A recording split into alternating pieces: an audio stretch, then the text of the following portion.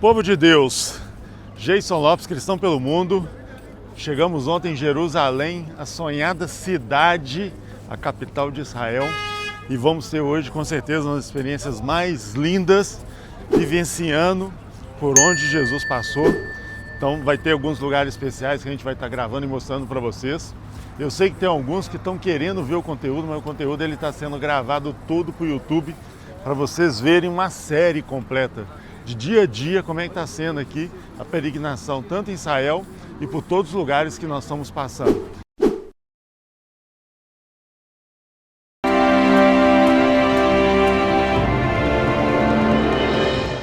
Pessoal, nós já vamos entrar dentro do trecho da Via Dolorosa, na verdade, ok? A gente ainda não vai começar a Via Dolorosa, primeiro a gente vamos seguir até quase a entrada da cidade e iremos até até o Betesda, ok? Até Betesda, até a piscina de Betesda. Depois a gente volta esse caminho que a gente vai fazer agora, só que ao invés de dobrar aqui à direita, a gente vai virar aqui à esquerda e vamos continuar a nossa Via Dolorosa.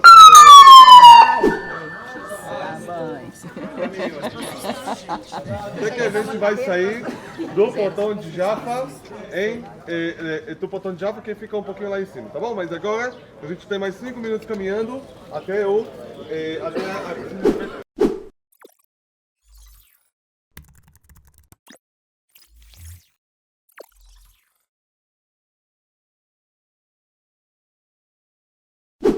Vocês têm que decidir aonde vocês vão colocar o tanque de água na cidade. Aonde vocês vão colocar esse tanque?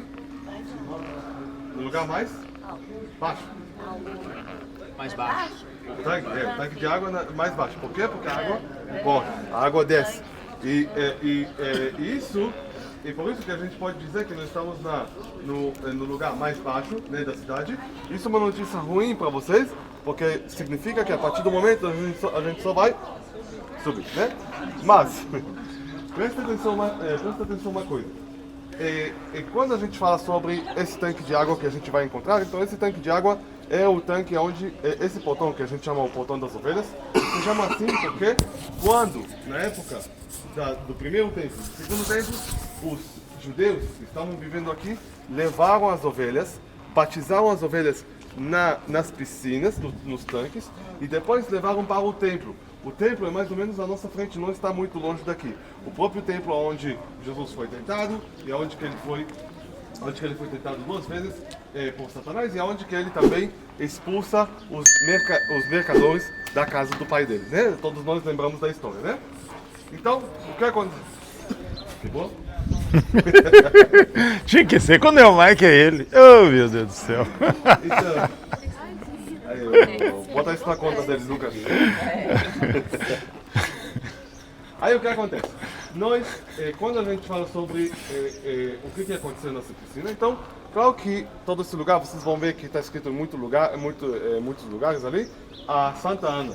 Quem é Ana? Ana e Joaquim, os pais de Maria.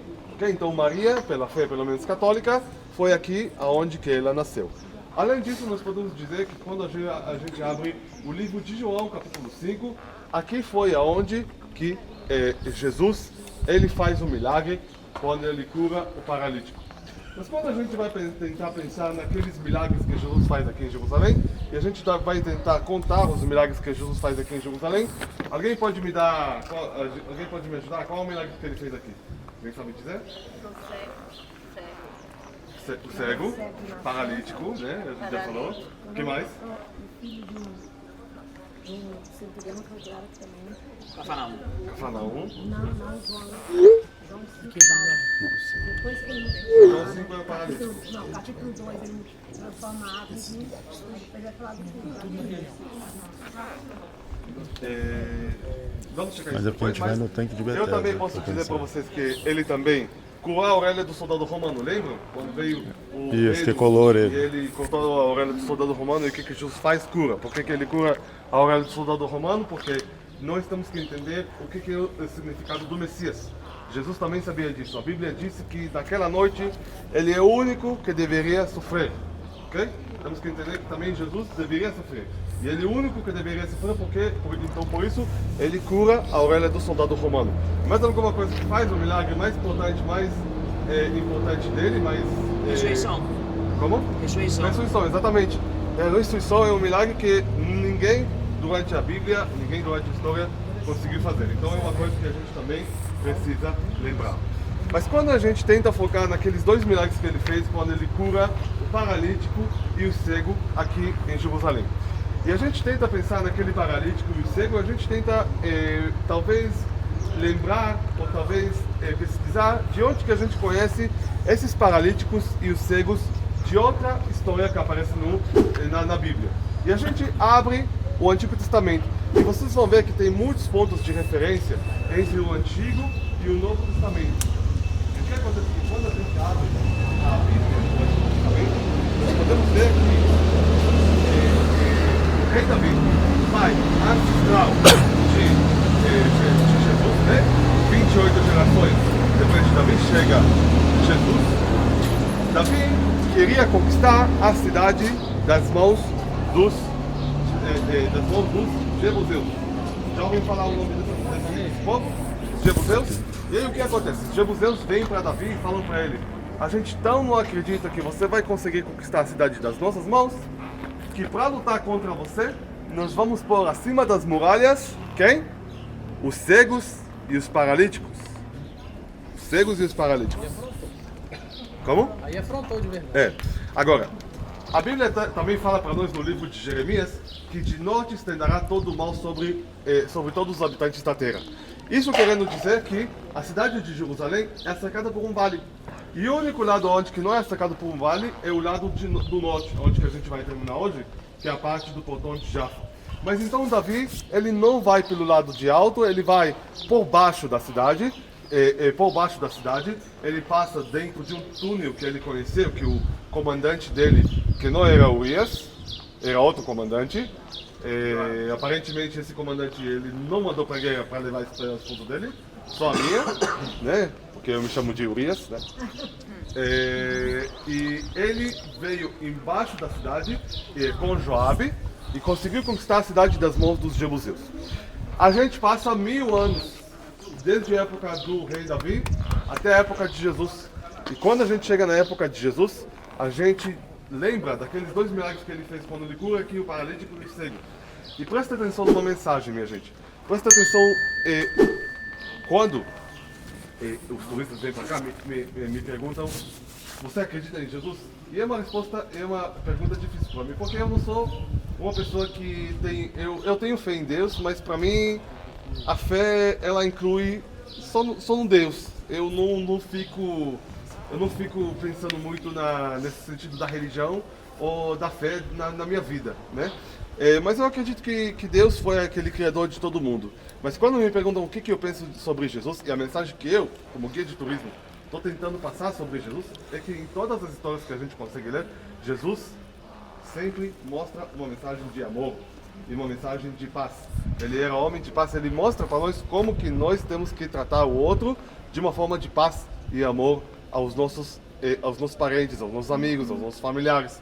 E o que acontece é que aqui nós tivemos os cegos e os paralíticos, que o próprio pai ancestral dele, Davi, tinha que lutar contra eles, e Jesus ele vem para curar eles aqui em Jerusalém, no mesmo lugar, quando ele cura o paralítico aqui e o cego no tanque de Siloé.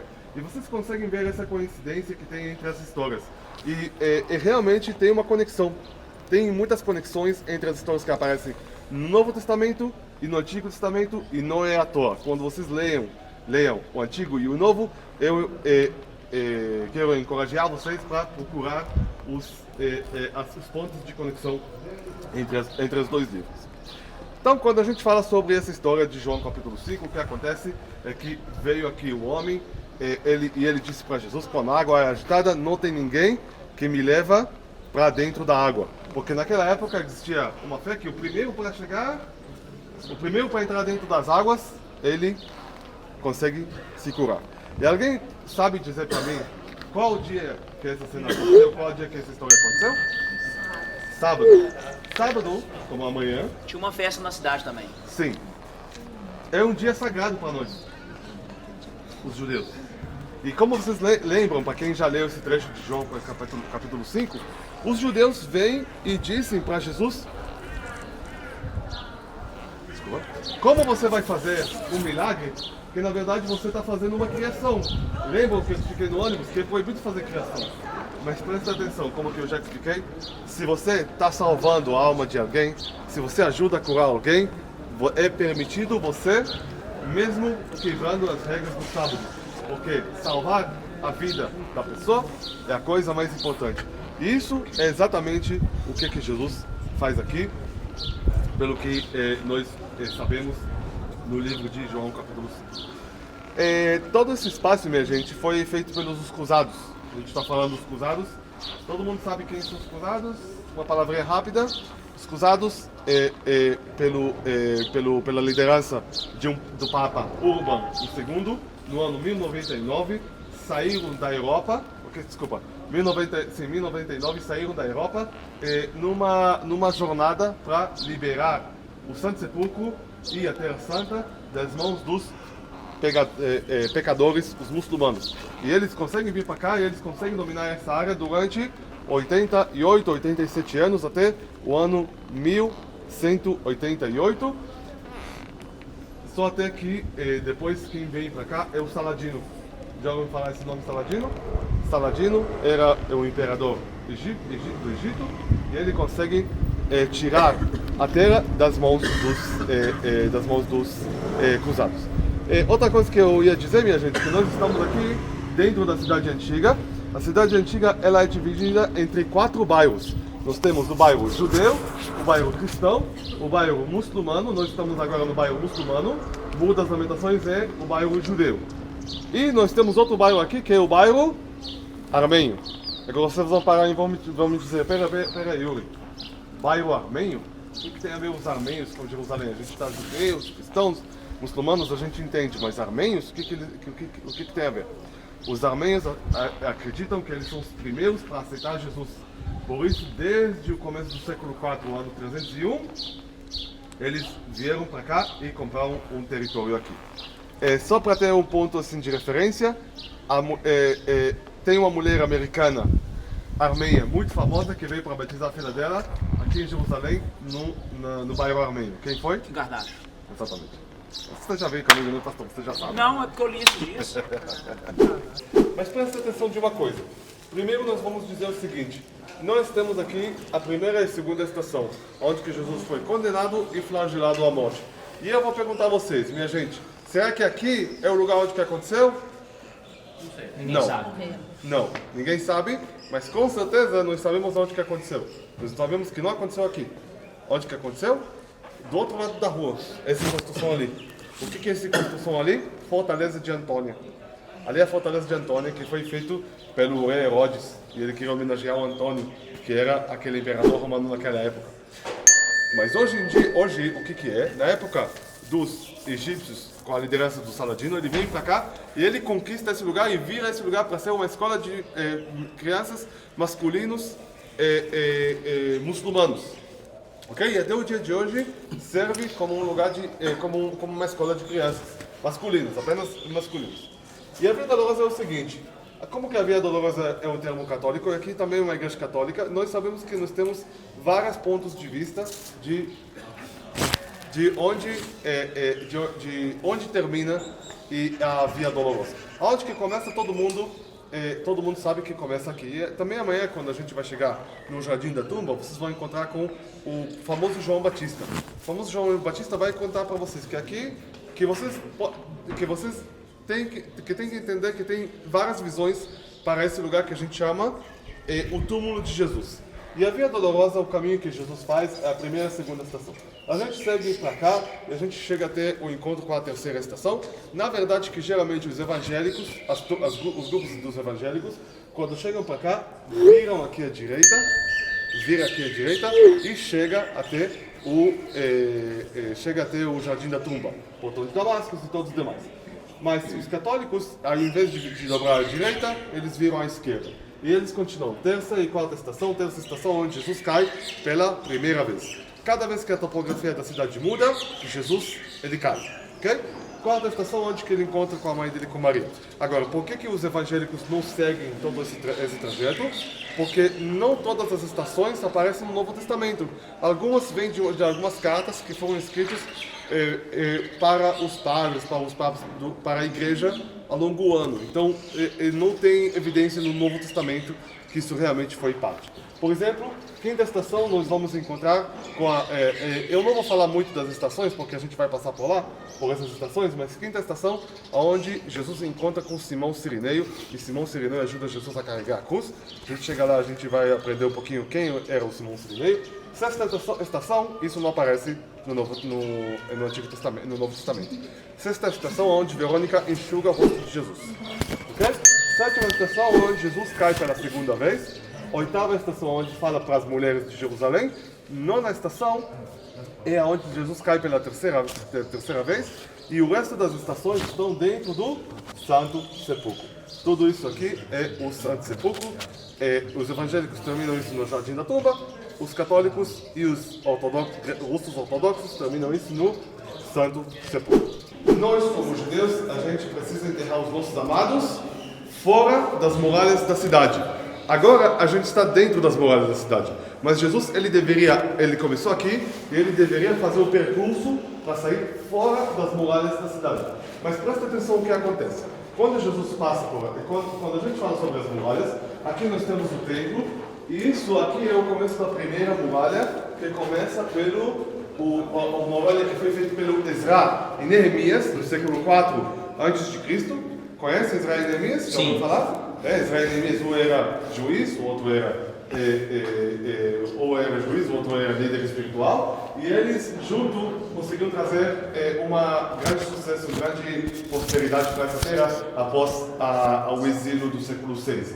Então, eles na verdade, aliás, eles são aqueles que permitiam para os judeus ler na Bíblia na segunda e na quinta-feira. Por isso que se vocês vão voltar aqui em outro dia no futuro, e vocês vão chegar no Muro das Lamentações na segunda ou na quinta, vocês vão ver que nós, os judeus, crianças judeus, a gente comemora a cerimônia de Bar Mitzvah na segunda ou na quinta. Porque Ezra e Neemias eram os primeiros para deixar o povo ler na Bíblia na segunda e na quinta. Então, aquele negócio, aquele muro que vem se fechando aqui, toda essa primeira muralha é do Ezra e Neemias e foi completado pelos macabeus. A segunda muralha foi feita pelo rei Herodes. Começa aqui nesse canto e vai nesse lugar aqui. Agora, a terceira muralha, foi feita no ano 44. Agora, aonde e qual o percurso que Jesus deveria fazer? Nós sabemos que quando Jesus nasceu, o Herodes mais ou menos já estava quase morrendo, né? Então, querendo dizer que a primeira e a segunda muralha já existiam. A terceira ainda não.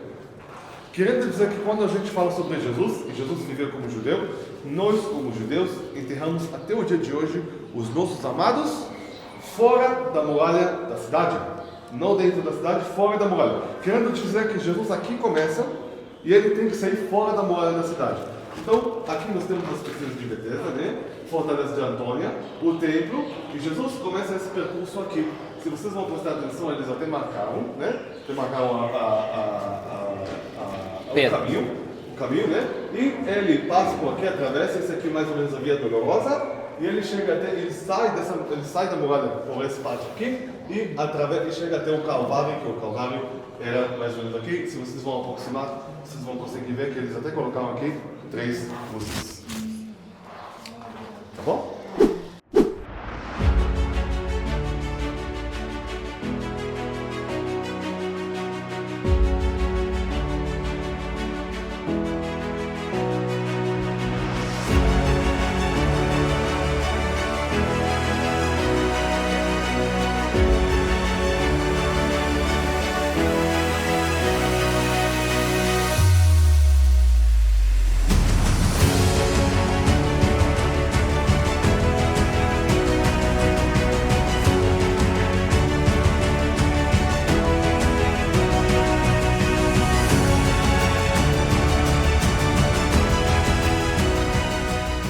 Cansada de usar tantos produtos na pele todos os dias? Protetor solar, base, vitamina C, entre outros. E se eu te dissesse que é possível ter todos eles em um só produto? Com mais facilidade e praticidade para seu dia a dia, sem ficar aquela camada grossa de proteção na pele. O Protetor Magic CC Cream faz tudo isso por você. Além de tratar sua pele com vitaminas essenciais em sua composição, ele se adapta ao tom da sua pele, realizando a cobertura perfeita para correção de imperfeições. Substitua seus vários produtos por apenas um e tenha uma pele ainda mais radiante e protegida. Compre em nosso site e confira as condições especiais. Cada vez que a topografia da cidade muda, Jesus cai. Cada vez que a gente tem uma grande descida, grande subida, vocês vão ver que Jesus cai. Então aqui é a terceira estação onde Jesus cai pela primeira vez. E aqui o encontro de Jesus com a mãe dele, com a Maria. Tá bom? Primeiro Está na encontro. Bíblia? Como? Não, está na Bíblia. A primeira queda na verdade que aparece na Bíblia aparece só uma queda. Só uma queda. Está escrito que Jesus caiu uma vez. O encontro, se não me engano, também aparece. A queda quando ele conta com o Sirineu, né? Que pega aqui. Não, Sirineu é mais tarde, é a quinta estação, é a próxima. Essa tá. É a próxima. Quando a gente fala sobre Jesus ele vem para cá e ele leva a mão dele e ele coloca a mão aqui para descansar. Depois de todos os golpes e as batidas que bateram nele, toda a multidão. Então Jesus põe aqui a mão para descansar. Aí vem o Simão Sirineu. Simão, ele veio da cidade de Sirineia. A gente sabe que Jesus foi crucificado em qual dia? Qual a feriado que era? A Páscoa, né? Pesach. Para nós, os judeus, nós temos para nós é um mandamento, é um preceito de chegar 3 vezes no ano em Jerusalém durante 3 festas. A festa da Páscoa, a festa do Pentecostes e a festa do Tabernáculos. Shavuot, Pesach e Sukkot. Ok? 3 festas. Então, Simão Sirineu, ele não era de Jerusalém. E quando ele vem para cá, ele não consegue entender porque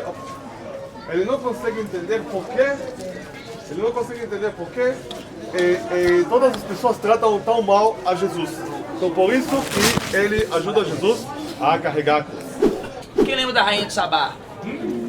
A rainha de Sabá casou com Salomão. E ela era etíopa. E ela então dá origem à linhagem dos judeus negros, que inclusive tem muitos e eles estão voltando para Israel.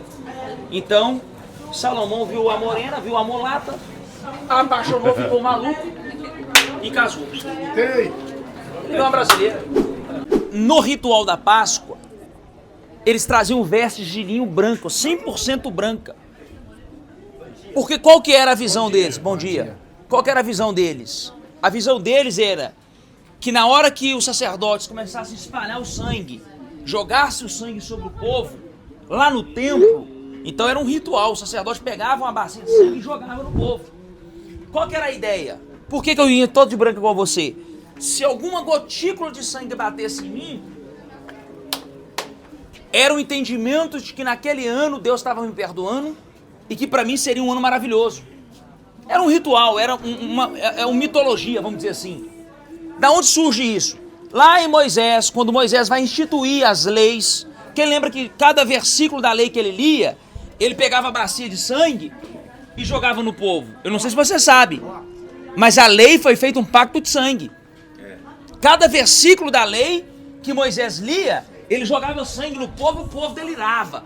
Vocês vão cumprir isso aqui? Vamos! Vocês vão ser fiel? Vamos! Vocês juram que vocês vão ser fiéis a esse Deus? Vamos! Então esse ritual foi sendo passado. E esse Simão Sirineu sai lá da Etiópia para receber uma gotícula do Cordeiro Pascual, mas nessa esquina. Aquele que queria receber apenas uma gotícula foi inundado. Eu imagino que na cabeça dele vai sujar minha roupa toda. Mas eu acho que ele entendeu, Malaquias, que aquele ali era o Cordeiro de Deus que ele precisava abraçar. Parece que ele teve a sensação assim, é ele. Eu vim de longe para abraçar e receber um pouquinho da gotícula do Cordeiro, e ele não perdeu a oportunidade de abraçar o verdadeiro Cordeiro de Deus, que é Jesus Cristo. Eu preciso dizer para você que saiu de longe, que nas esquinas da vida, Jesus tem um encontro com você. Pode, vem. Porque Simão Cirineu, ele tem que voltar para sua casa, para a África, e ele chega com as vestes salpicadas de sangue, cumprindo o que o apóstolo Paulo depois falou lá em Atos. Crede no Senhor Jesus e será salvo tu e a tua casa. Porque nem todo mundo da família vinha para Jerusalém. Vinha principalmente o pai da família. Entendi. E quando ele voltava com a veste salpicada de sangue, testificava para a família: nós fomos salvos, nós fomos aceitos, o Eterno aceitou o sacrifício. Então quando o Simão volta para casa, ele leva também salvação para casa dele. Então, entende uma coisa, você está aqui recebendo algo que muitos dos seus não puderam estar presentes, mas ao voltar, eles irão receber em nome de Jesus. Aqui é onde que Jesus cai pela segunda vez. Minha gente, nós vamos de uma forma pular umas duas estações. A primeira é a oitava estação, onde que Jesus fala para as mulheres de Jerusalém. E a segunda é a nona estação, onde Jesus cai pela terceira vez. Daqui nós vamos continuar para o Santo Sepulcro. O que acontece com Jesus? Jesus foi crucificado na cruz, aqui em cima no Calvário, ok? E aí depois levam o corpo de Jesus, colocam aqui em cima dessa pedra. Essa aqui é a 13ª estação. 13ª ou 13ª? 13ª. Mas ali foi terra também. E aí depois envolvem o corpo de Jesus numa bata que a gente chama talit. E depois disso levam o corpo de Jesus e colocam ele dentro da caverna, dentro do túmulo.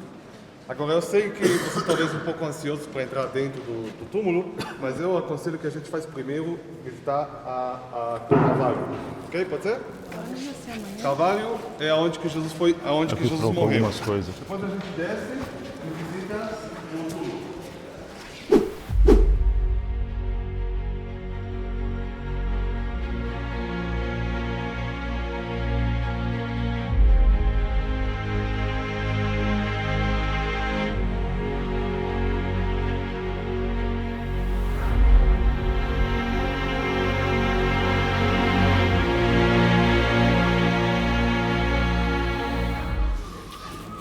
Essa aqui é a pedra do Monte Calvário. Então, essa é uma pedra original.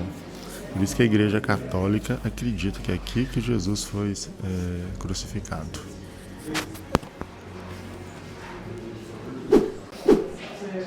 Jerusalém Antiga, no Monte Calvário, uma parte não está tão destruída.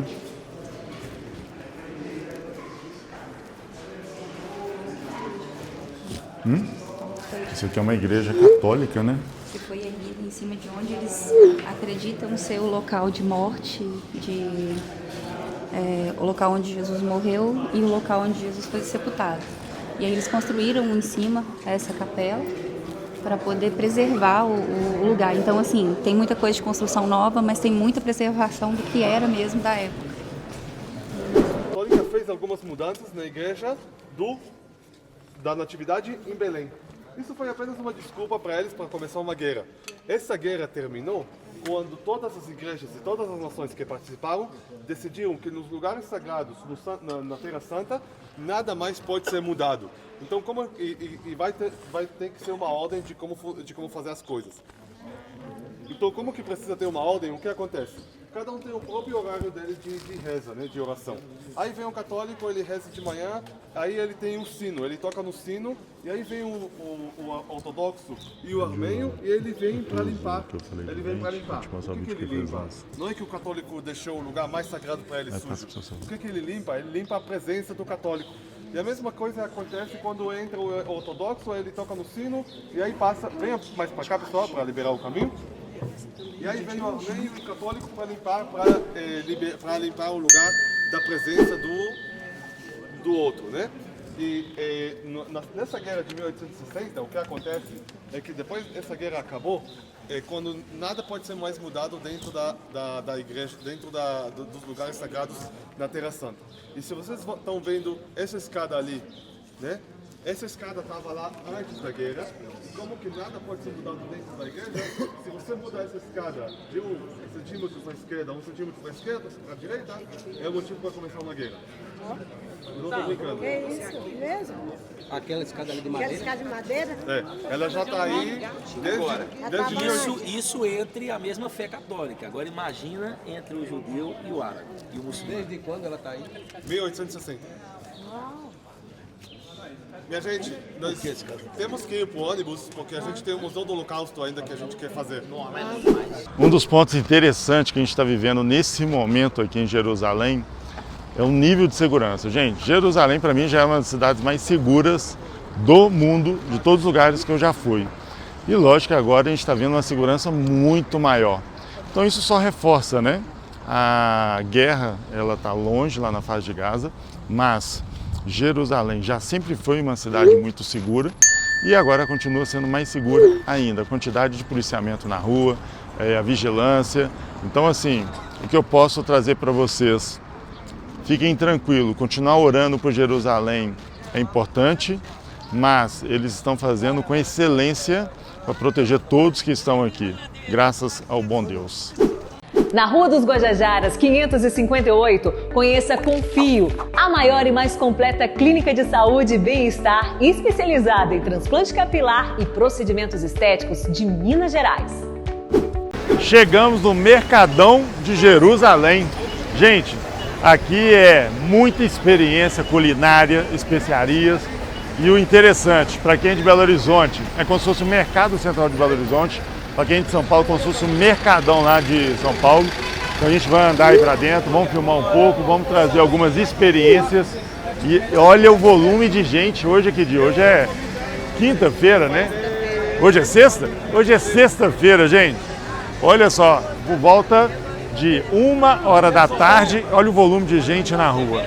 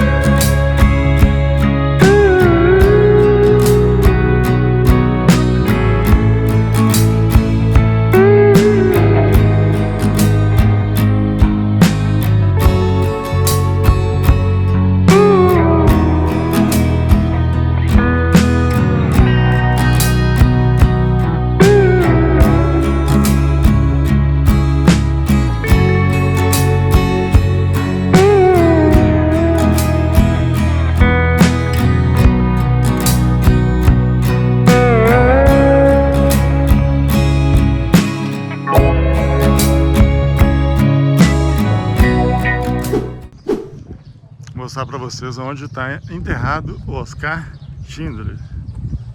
Aqui, ó.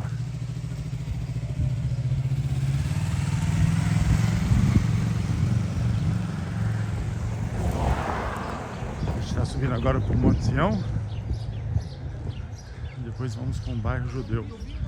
Agora eu tenho que nascer para ter uma perninha. Tá uma lua, viu? Agora, quem já veio para cá, não sei, vamos supor, 10 anos atrás, essa estátua, muitos pastores que vêm para cá procuram me perguntam onde que está a estátua do rei Davi? Só que ele estava na frente ele estava ali onde que a gente vai, né? Vocês vão ver o espaço, a entrada tá para a sala da última ceia. Se vocês vão prestar atenção, vocês vão ver que o nariz do rei Davi está machucado. Porque no judaísmo é proibido fazer imagem, ok? Então mostra que mesmo o rei Davi não está perfeito.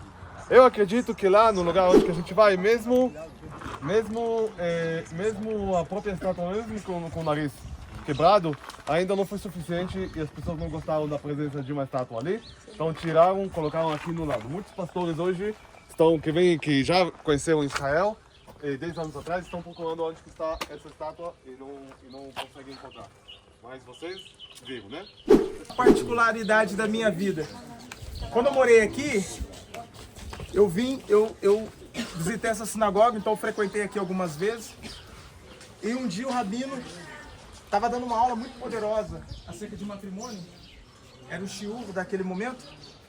E ele, quando ele lança uma revelação, aí eu não aguentei. O meu lado pentecostal falou mais alto. Eu dei um glória a Deus. Eu não consegui me encontrar, eu dei um glória a Deus bem alto. Aí ele descobriu que... Aí eu fui descoberto que eu era cristão. Eles me expulsaram. Bem naquela porta ali, ó. Então então essa sinagoga, eu já fui expulso dessa sinagoga. Literalmente. Você estudou aqui o quê? Eu vim fazer hebraico moderno na Upam Rachá e fiz algumas aulas na Eixa Torá. Olha que chique, a história Mas foi por...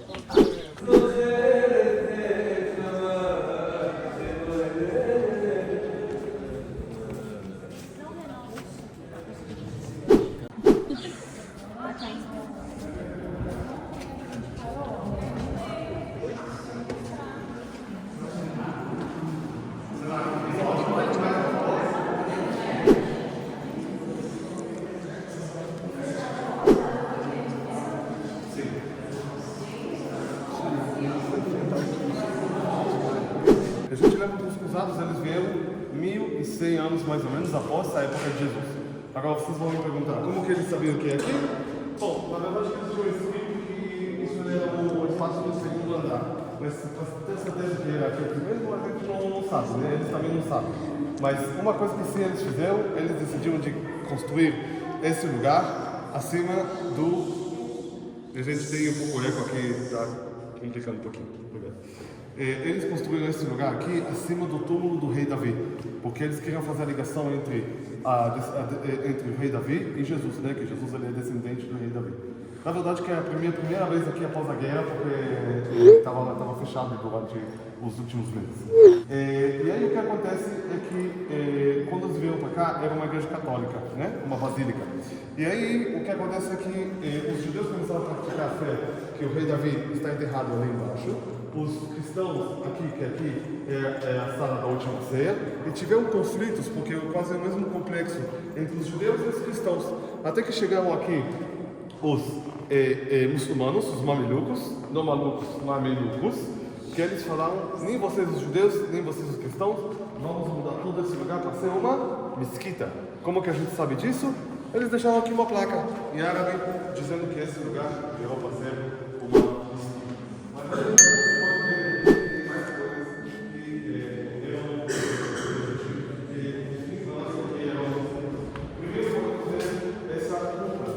gente é como se fosse o altar dos muçulmanos, do líder muçulmano, onde lá tem terra. Podemos ver esse armário, não faz parte da construção original, esse aí se chama Mihrab. E ali é o lugar onde geralmente o sacerdote muçulmano ele faz a oração.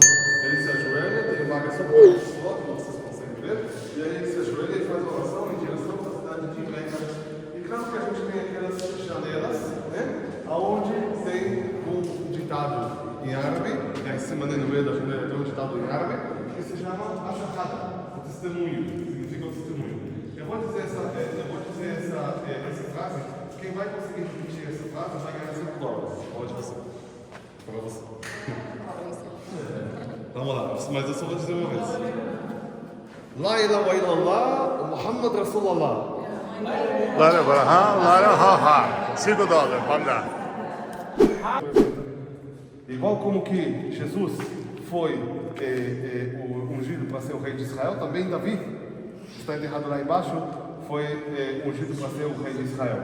E aqui na sala da última ceia é onde Jesus fala para os discípulos: tome esse vinho que é meu sangue e come esse pão que é meu corpo. Então a gente tem folha de trigo e folha de uva. Então aqui é o lugar da sala da última ceia, mas também é o lugar da história do Pentecostes, quando o Espírito Santo entra nos discípulos e eles começam a falar línguas diferentes. Tá bom? Isso aqui é um presente do Papa, João Paulo. Antes da gente sair, João Paulo, o Papa trouxe de presente. pelicanos eles aumentam, eles comem de boca para boca, né? De boca para boca. Mas na verdade que aqui vocês conseguem ver que isso é uma metáfora para nós, como que nós somos dependentes de Jesus, nós estamos amamentando dele, igual como que os pelicanos são dependentes da mãe, da pelicana, né? Também nós somos dependentes de Jesus.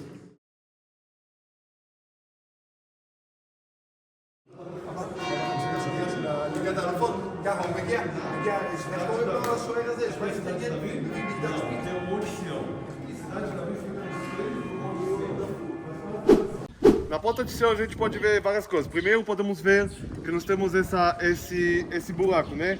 Esse buraco dos otomanos em turco, se não me engano, se chama mexerica. Igual como mexerica, mas não é. Os otomanos usaram isso para jogar óleo quente em cima do inimigo quando o inimigo aproximou na muralha. Né? Eles tinham várias alternativas para vencer o inimigo. Também muitos gostam de dizer que aqui é aquela agulha onde que a Bíblia conta que é mais fácil um camelo passar nessa agulha do que um rico entrar no reino dos céus. Sobre o significado dessas coisas, eu já ouvi vários pastores falando sobre isso. Acho melhor perguntar ao próprio pastor sobre o que significa, se tem algum desejo de entender o que isso realmente significa, né? Mas se a gente olha aqui na muralha, a gente pode ver que também tem essa marcação de bala. Dá para ver? Essas marcas de bala? Essas marcas de balas é uma lembrança da guerra de Israel, da guerra da independência de Israel contra a Jordânia, de 1948, ok? Quando Israel tentou entrar aqui dentro da cidade antiga. E aí o que acontece é que quando você entra aqui, vira à direita, chega até o bairro judeu. Vira à esquerda, chega até o bairro armênio. Então os judeus conseguiram, o exército de Israel conseguiu liberar o bairro judeu das mãos dos jordanianos, mas eles estavam muito cansados após muitos dias de luta, então eles não conseguiram segurar na mão o lugar. Mas mesmo assim a gente consegue ver que a gente tem essa marcação de balas na parede da guerra, quando eles tentaram invadir aqui e liberar o bairro judeu das mãos dos jordanianos. E o bairro judeu ficou nas mãos dos jordanianos de 1948, da Guerra da Independência, até 1967, até a Guerra dos 6 Dias. Quanto tempo durou a Guerra dos 6 Dias? 6 dias. Nota dele. Mas a Guerra dos 100 anos no Brasil durou 116 anos. Vamos embora.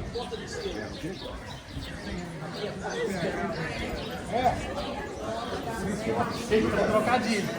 Quanto que é a década? 6 dias?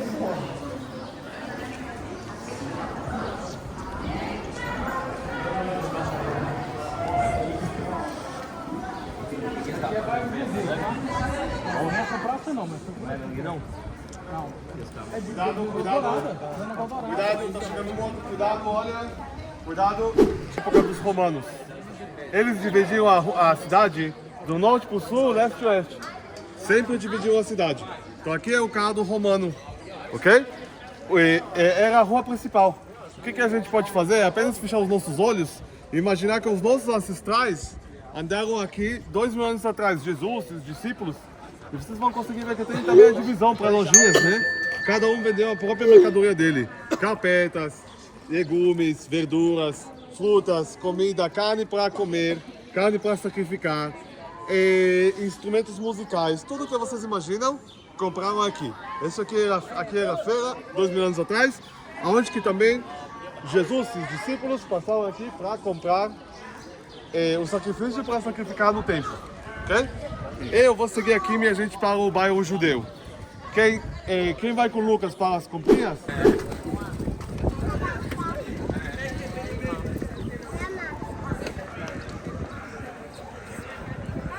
Esse é o candelário de ouro puro e maciço do bairro judeu.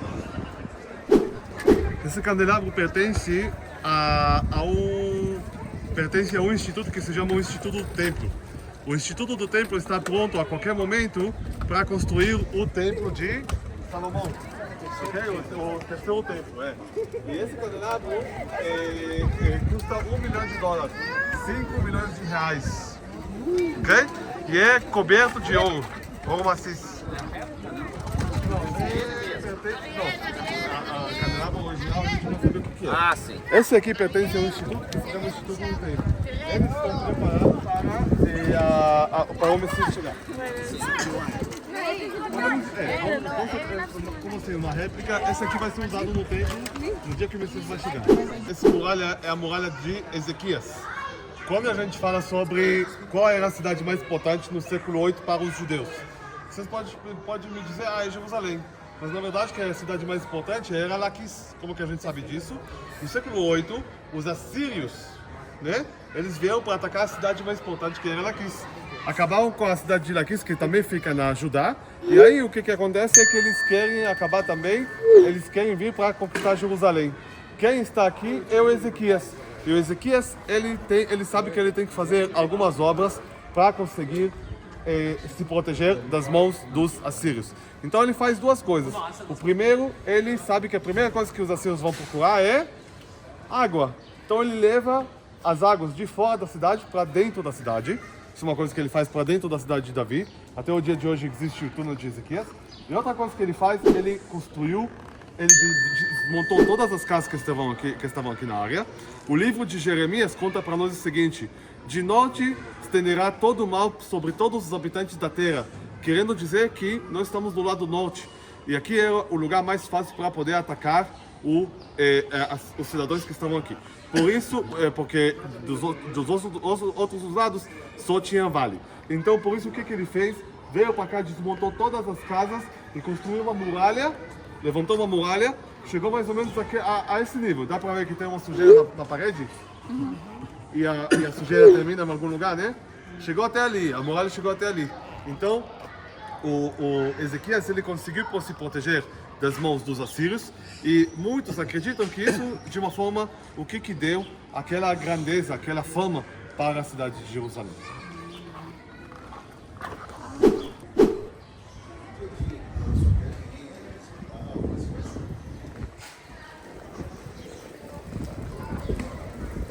Aqui, gente, o Holly Café, ele existia quando eu vi ano passado, mas ele fechou. Agora a gente está indo em direção ao Muro das Lamentações para ter uma vista panorâmica por cima dele. E esse bairro judeu, como vocês podem ver, é bem mais limpo, bem mais organizado.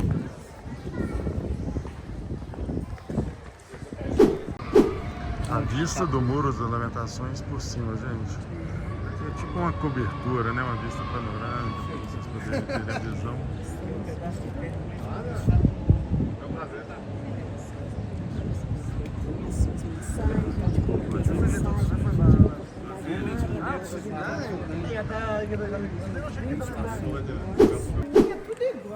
Tudo igual. Imagina soltar a gente aqui.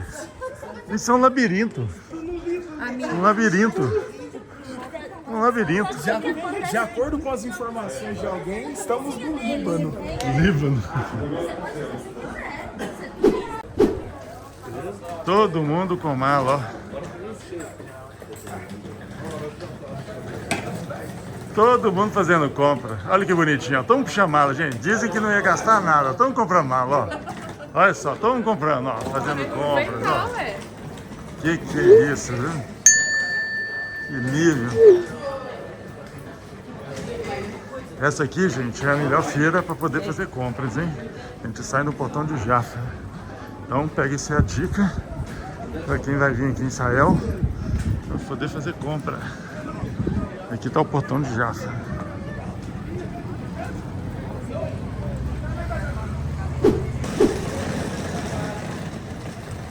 Aqui, gente, shopping céu aberto em Jerusalém. Esse shopping, várias lojas de grifes. Eu gostei muito desse shopping quando eu vim aqui pela primeira vez. Lógico, tem poucas coisas que você encontra numa condição assim diferenciada, né? Especial.